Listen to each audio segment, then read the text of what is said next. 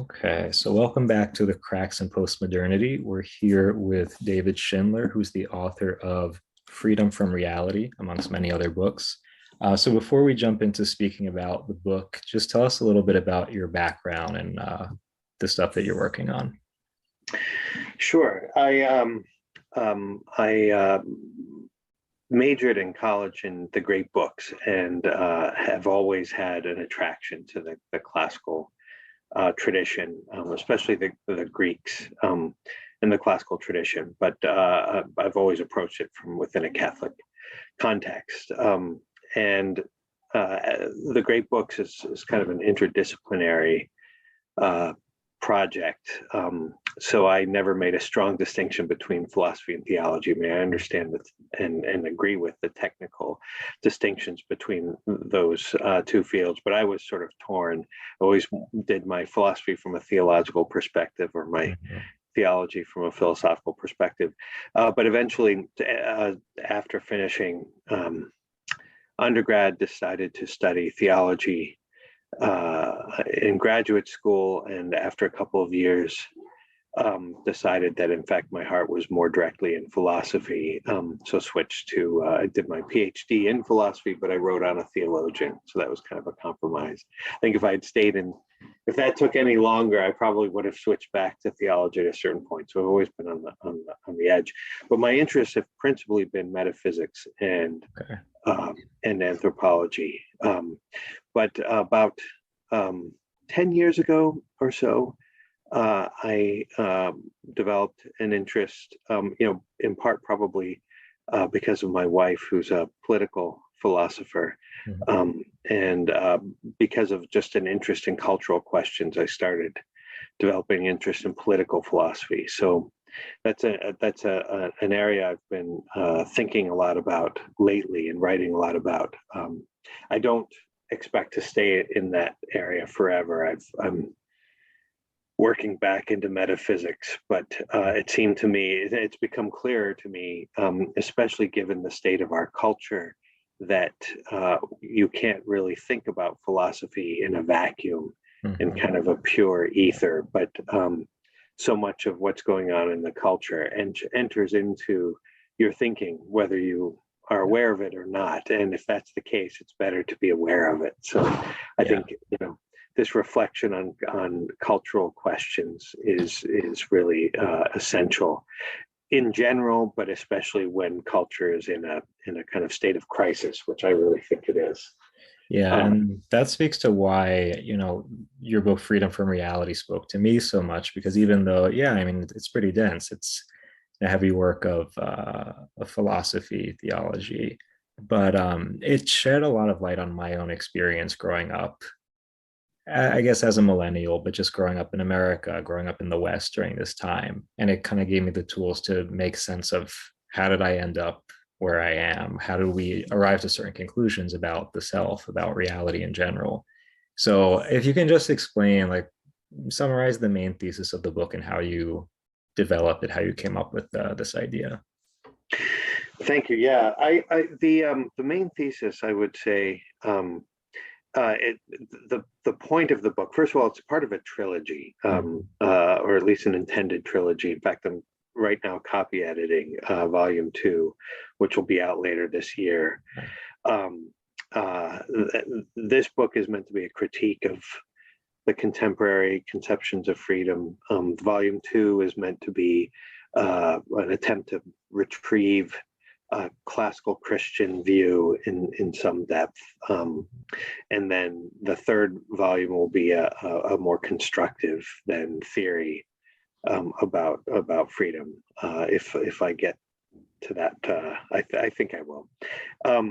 But the thesis of this book in particular is the point was to try to come to terms with where we are as a culture, and freedom is no doubt one of the most significant, influential ideas. It's our appeal to freedom is everywhere in our politics, in our economics, in our culture, our entertainment and aesthetics, the artistic expressions. We appeal to freedom in our in technology, science and technology. We appeal to freedom in the way we think of our relationships. I mean, there's nothing that we do in our contemporary world that isn't somehow about freedom. And if that's the case, it seems pretty clear that if you've got an impoverished and problematic view of freedom, it's going to infect everything. Yeah. And I think, in fact, that is the case. I think we do have an impoverished sense of freedom, and I think it has affected absolutely everything in our culture, in our intellectual life, our religious life, our political life, economic life, the whole spectrum. So the task was, okay, what is exactly? How do we formulate what is the problem in our conception of freedom? And eventually I hit on this idea of the diabolical, not to be overly dramatic but it struck me that it was a useful notion in all sorts. When you go into the etymology of it, I mean, but the basic etymology is that diaballein in Greek. Ballein is to cast or to throw. And dia, among its many meanings, is opposition or setting like two. Two, exactly. So it's the perfect etymological contrast to symbole, symbole, which is joining things together. The diabolical sets things apart. And that seemed to me to really hit on something essential in the modern conception of freedom. But then also, what does the word diabolical sort of evoke? There's deception and deceit, and the diabolical sort of exchange. I mean, there are a whole host of things that seem to me kind of imaginatively to shed light on it. So I gave it a kind of a metaphysical interpretation of the diabolical as a way of trying to make sense of this experience and the various cultural phenomena. Yeah, and I think as much as it's a kind of intense word to use, I mean, it's accurate to describe our sense of freedom as something that really separates us from reality. And one of the main insights that I got just reflecting on what this book had to do with my own experience is that, especially for my generation growing up, like we were really taught to look at our relationship with the real as totally filtered through our own subjectivity, our feelings, our whims, our instincts, and that reality should conform to our wills. That if, we dream it, then it should happen. Or if I want it, it should be my way. And I guess, it depends on the particular cultural context you're growing up in. Because for me, like I was growing up in a very comfortable setting, like very privileged. And I know a lot of others may not have it that same way, but still the kind of air of the culture is this is the ideal, this is what you should want. And when I thought about it though, like when I was reading your book, it's like, what came first, like my subjectivity or reality? So to be taught that everything should conform to my will, it's not realistic. Not only that, but that it's like it creates this separation between you and what's actually happening in reality. And it sets you up for a lot of frustration, a lot of disillusionment.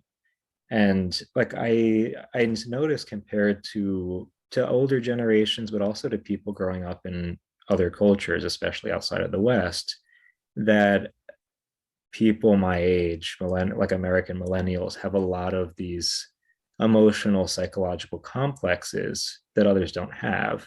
And I think it's coming from this clash between the subjectivist worldview and what reality actually is. And I feel like this is where the diabolical comes in. Like it's not only the separation, but it's destructive to the psyche, to the soul, Yeah. No, I think you put it precisely there. There is a kind of destruction that's connected to the separation. And why would separating from reality be destructive? Well, because the human soul was made to connect with reality. I mean, back to the classical anthropology. What's distinctive about the human soul, what's distinctive about human existence is our capacity, in fact, to unite to in a profound way to things outside of ourselves. Purely material things can get really close and they can touch, but they can't really form one. The material things displace each other. The human soul can actually take in what is outside and penetrate into the other without displacing. I mean, precisely the opposite. Properly undertaken, that kind of unity liberates the other and liberates the self together. And that's what we're made for. So if we have this conception of freedom that increasingly detaches us from that, then it's not just that we're not failing to do justice to reality, but we're denying something that's really defines who we are, defines our nature. Yeah, and I think on one hand, there's this level of violence that this view kind of brings about, because you're forcing your will onto reality, which again, that's not how it actually is set up to be. So it's this inevitable frustration of continuously trying to impose this ideal that I've conceived of subjectively, when it's never really going to click. But it's also, I think this, for me, I think of it as a despair, because it's like especially if we think about freedom in terms of the narrative of authenticity, like be your real self, be true to who you are. When do I actually become my real self, quote unquote? I think it ends up becoming that, like, it becomes a matter of consumption. Like, I have to attain all these things that I perceive to be true to who I am. But when am I ever going to get enough of it? It's this like delusion of freedom, when really I'm keep hitting this wall. I keep hitting this sense of frustration. But aside from, I guess, the philosophical analysis, I'm curious to know from your point of view, like, why did this narrative become the norm that we passed on to younger people? Like, at least, I don't know, like, I think of my parents telling me a lot of these things. I'm like, well, where did you get these ideas from? Like, is it just, I don't know, pop culture? Is it, I don't know. What would you say? Yeah, well, before I answer that, if I could just comment on your first observations. I think that it's a really complex and dialectical phenomenon here. In one respect, we think we're going to impose our will subjectively, force reality to conform to our immediate desires. But at the very same time, and arguably for the same reason, we have this tendency immediately to kind of capitulate to a pure passivity with respect to reality. That we can't do anything. We're simply, helpless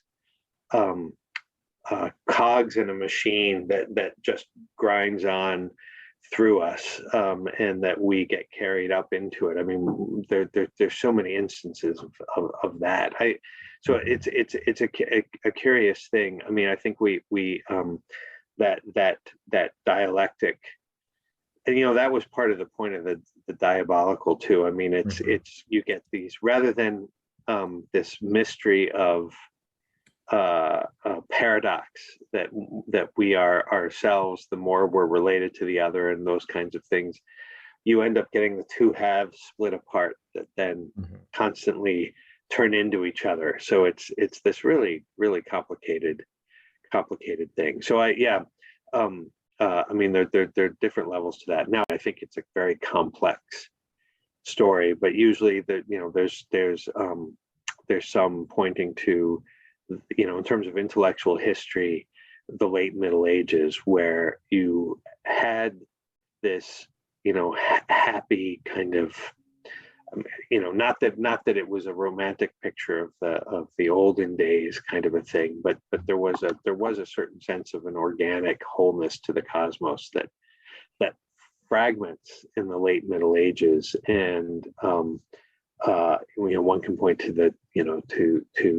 the Reformation, the Protestant Reformation, which would be a major dimension of fragmentation, but there's, philosophically, you have nominalism, which is when things just kind of fall apart.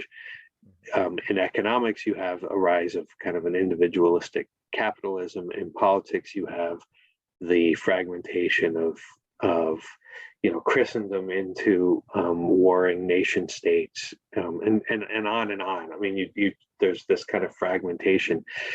Now, I find America is just an endlessly fascinating case of this, because a claim is often made that we have somehow escaped from a lot of the problems of the wars of religion and so forth, and then the kind of materialism, and then the violence of the French Revolution and so forth.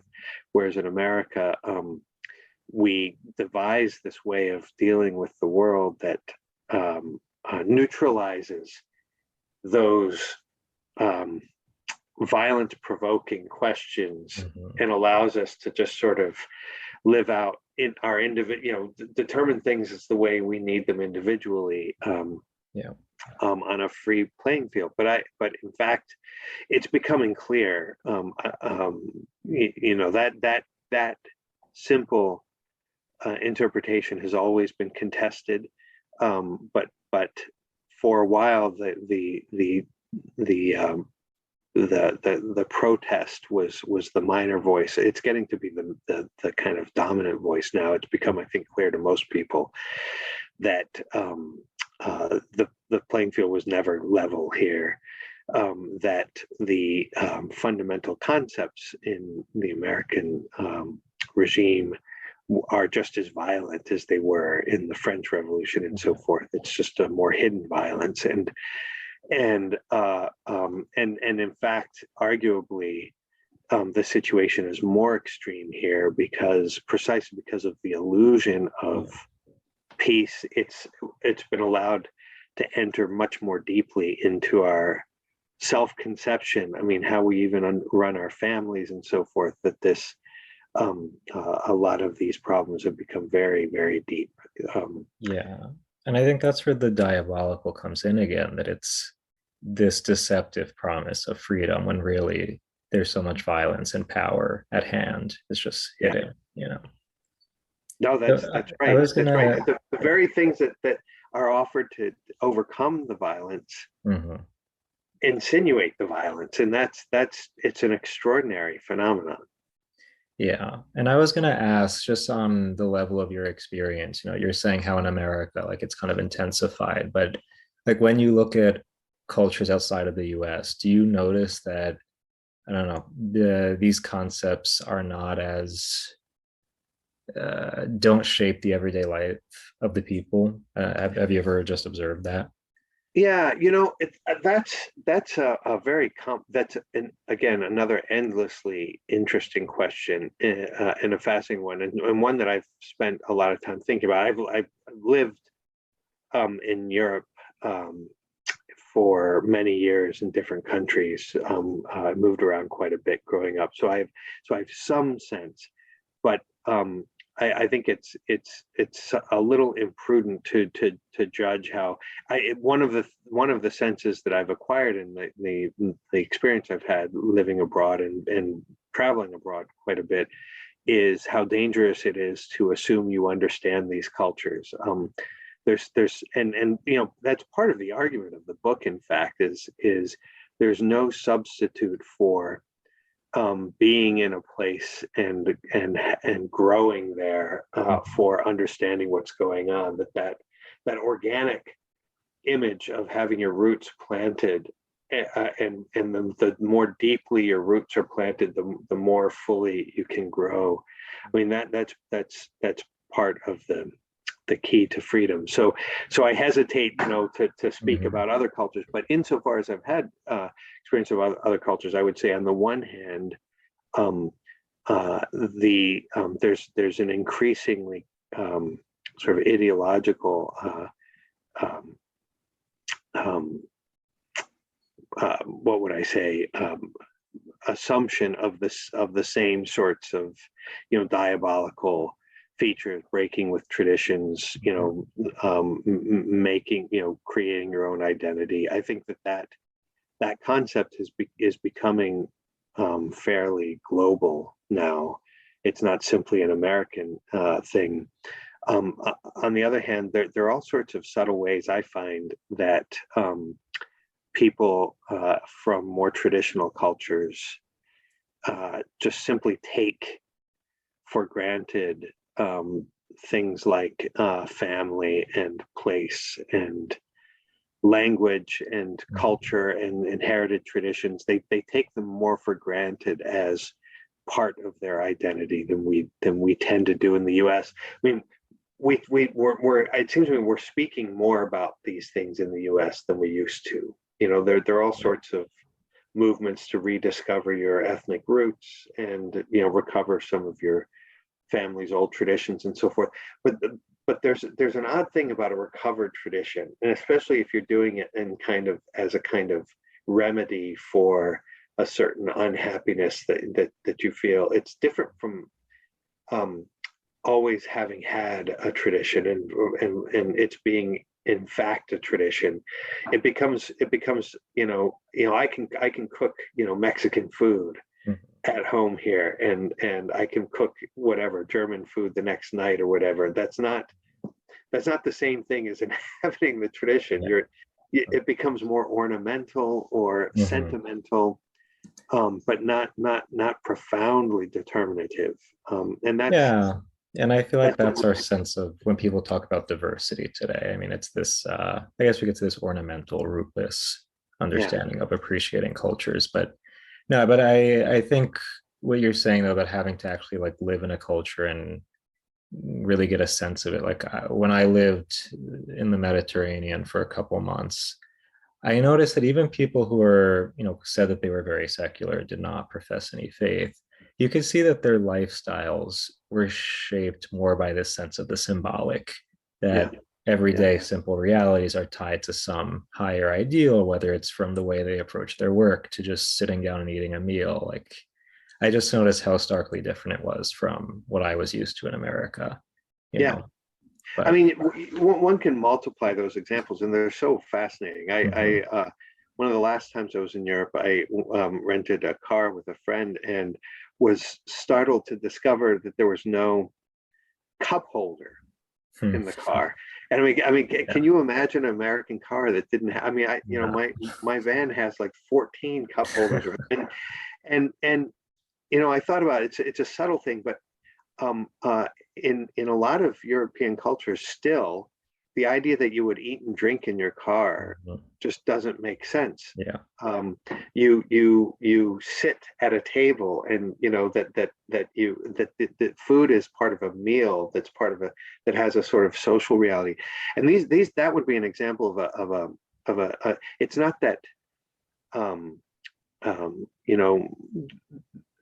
one doesn't have to be religious to appreciate. I mean, secular people, people that think of themselves as secular still hold on to those things, but they carry with them a kind of religious meaning that I think is crucial. I mean, the ideal is to both have those and recognize their religious significance.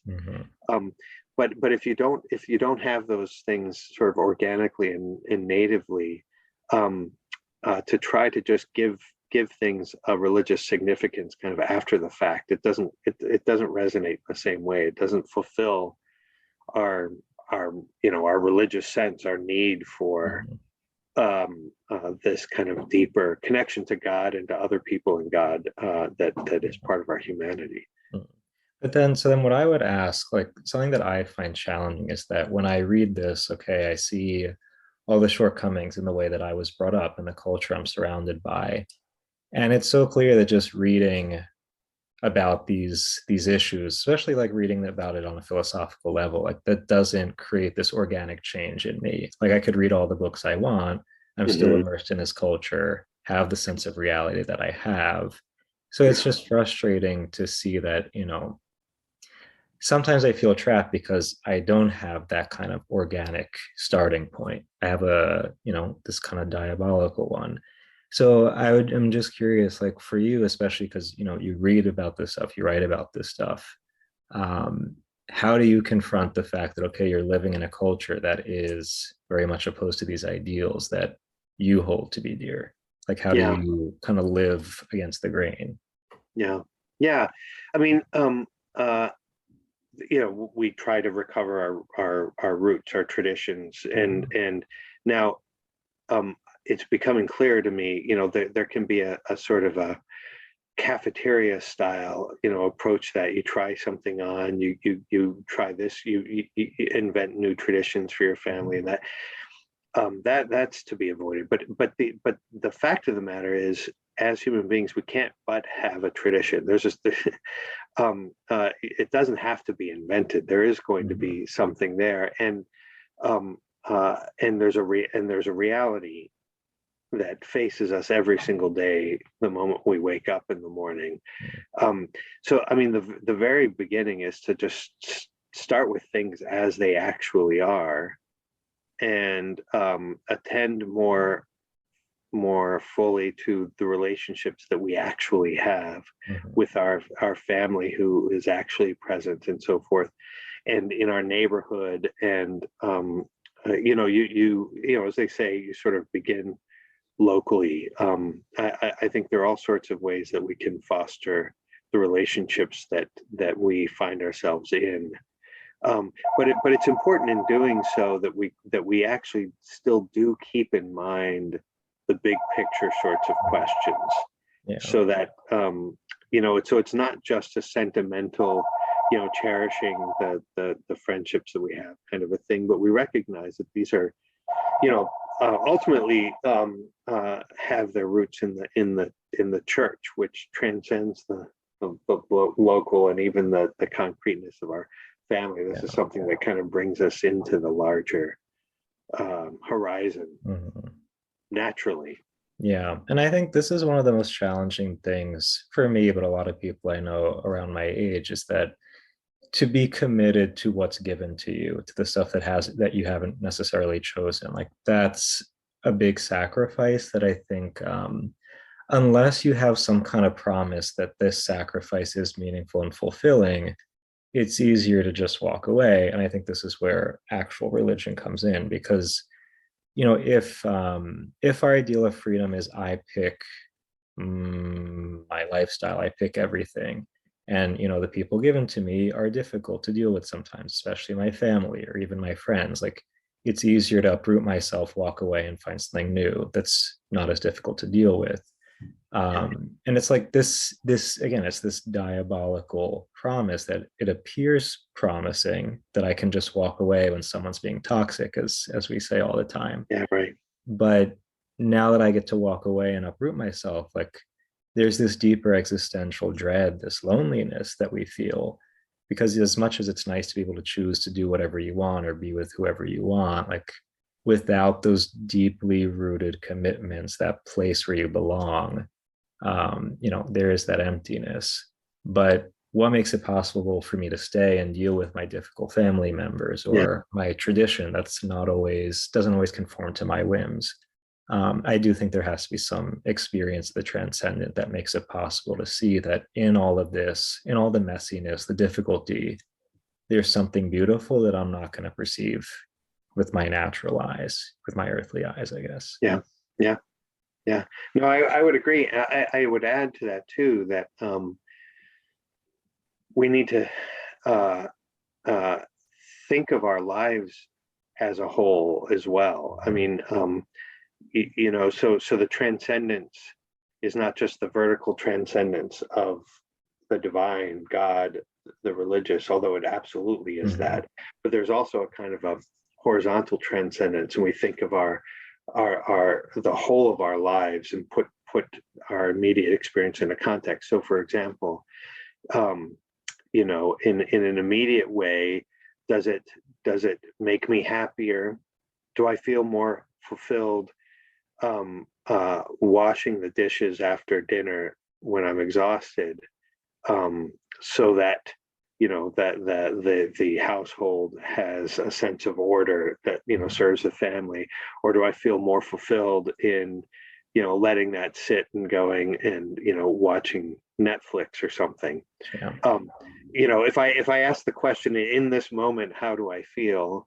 That you might say, well, I actually feel a lot better watching Netflix. I mean, it's less taxing. So, but I read an article somewhere where a person made the observation, on the deathbed, one phrase that no one has ever uttered on their, in their sort of dying breath. If I could do it all over again, I would watch more television. So I mean, and that's obvious, right? You're not going to be happier. Even if in this immediate moment it seems more consoling to escape in this little way, if you think of your life as a whole, it changes the perspective pretty dramatically. And it's not the same sort of happiness as what's at issue. Yeah. No, and this kind of makes me think of earlier this week, there are a lot of news headlines about the Pope saying that young people should be looking to have kids rather than just getting dogs or pets. Yeah, It created this uproar in a lot of circles, but it's interesting to me because I see this happening a lot with a lot of people I know, that because getting married, having a kid, I mean, it is a big commitment, it's a sacrifice. Getting an animal, I mean, the relationship's not reciprocal, so it's much easier. It's a lot less risky. But at the same time, the dog's not going to love you the way that your child or your spouse will.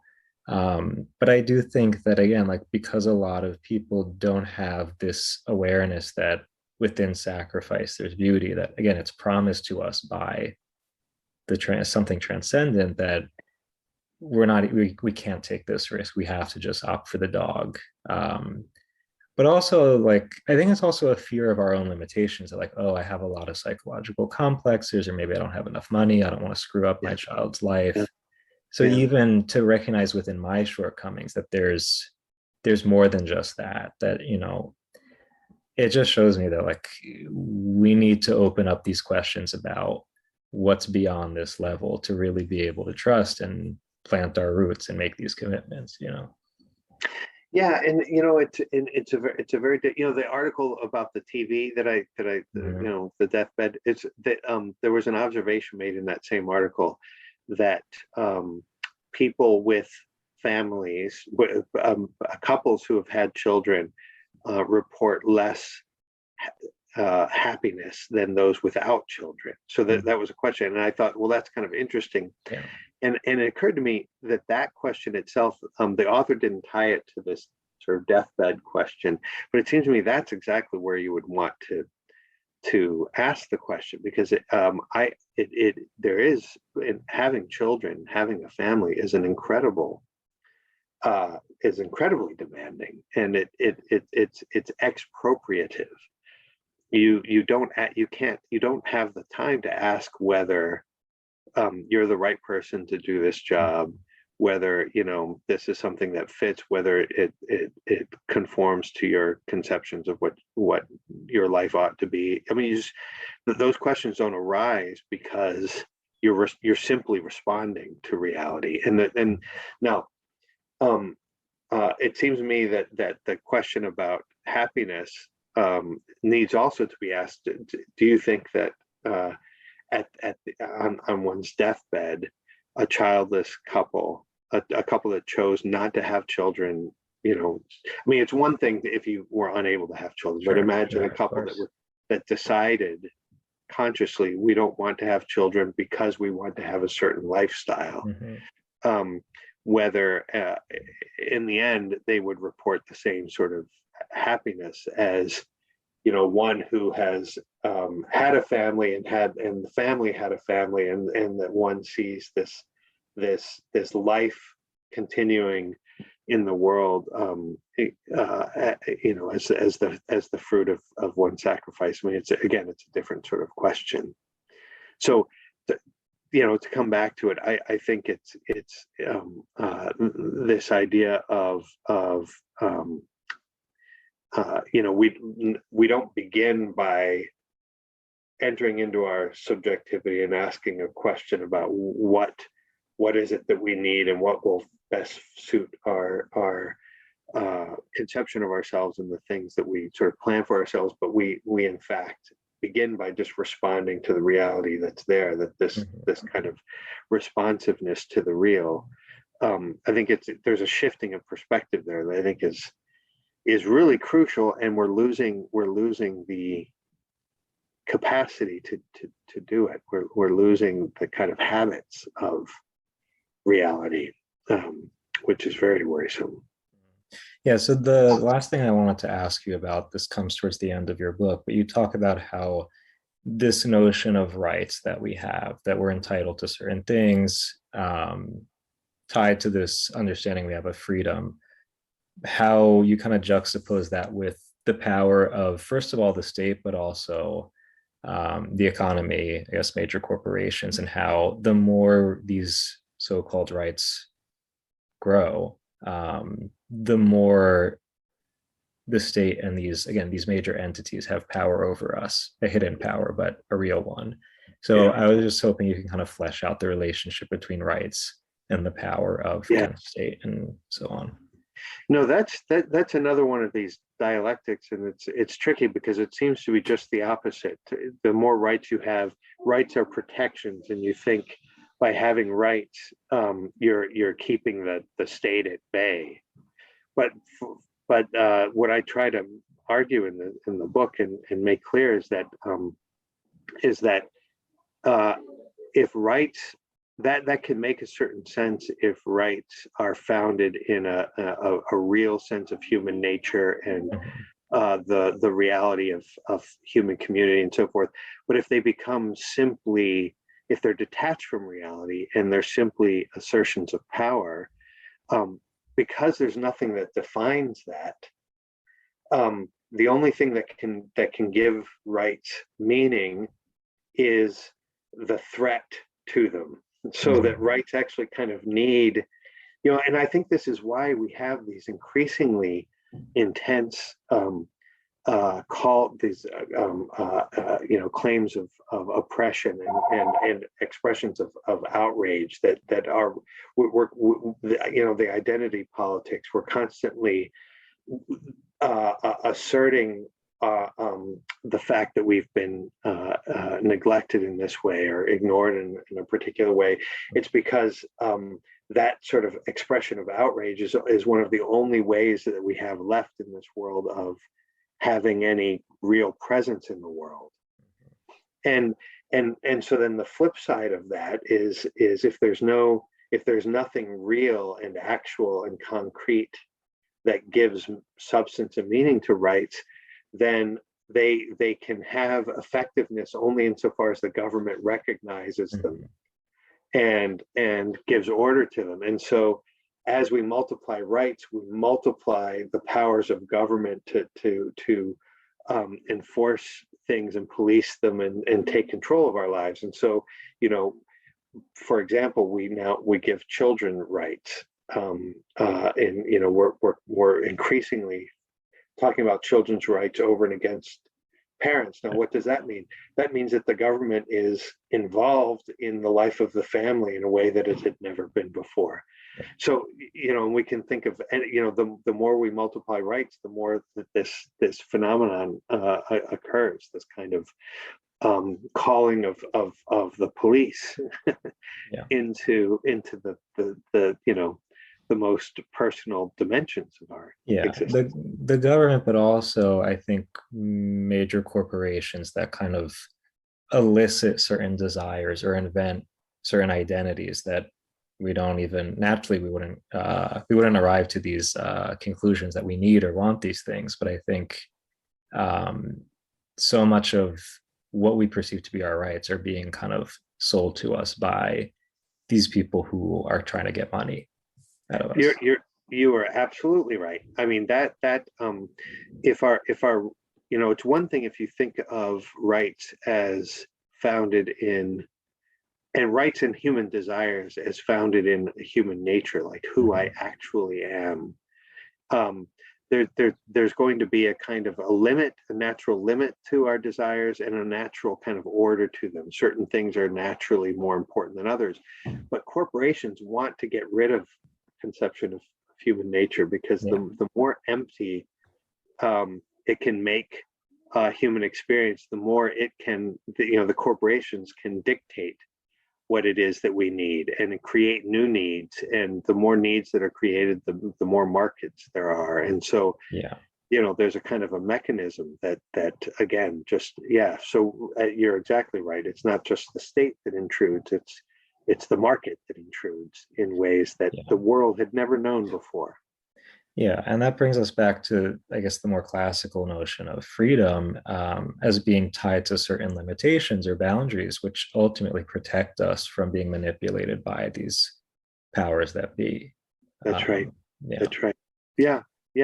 Limitations, again, that go back to the organic, the roots of the plant, the flower, that the deeper the roots, the more they are fixed in a particular place, the more the plant, the tree can expand.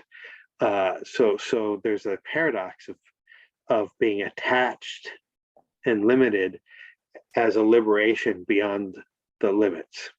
Yeah, and that goes back to what I've been saying, that we need some kind of promise that there is something beautiful, something liberating within these limits. Because again, at face value, or just looking at it through the lens of our instinct, no, it's a condemnation. It's not liberating. But when you look at it through these, when you perceive that there's a promise of something good, something fulfilling there, then it is liberating to say yes to these limits, to these commitments, rather than just this unfettered, boundaryless notion of freedom. So absolutely. So I would ask, before we go, Dr. Schindler, can you just mention briefly your latest book that was published, in case people want to check it out? Right. So it's the Politics of the Real is the latest book. It's published by New Polity, and it's an attempt. This book, Freedom from Reality, was more polemical. Politics of the Real has a polemical dimension, but it's meant to start to try to rethink the nature of politics and political community in a positive way that's founded on reality. As a matter of fact, I'm now finishing a smaller manuscript in relation to a lecture that I'll be giving at the end of the month. This one is called God and the City, an essay in political metaphysics. And it's again, this will be a short 100-page book, I hope, that tries to present a more positive, very philosophical, but a more positive account of what the human community is about. So that should be coming out maybe in a year or so. Again, that one will be St. Augustine's Press, out of South Bend. Yeah. Cool. So, well, Dr. Schindler, thank you for joining us. This was a great conversation. Thank you for inviting me. It was a real pleasure. Of course.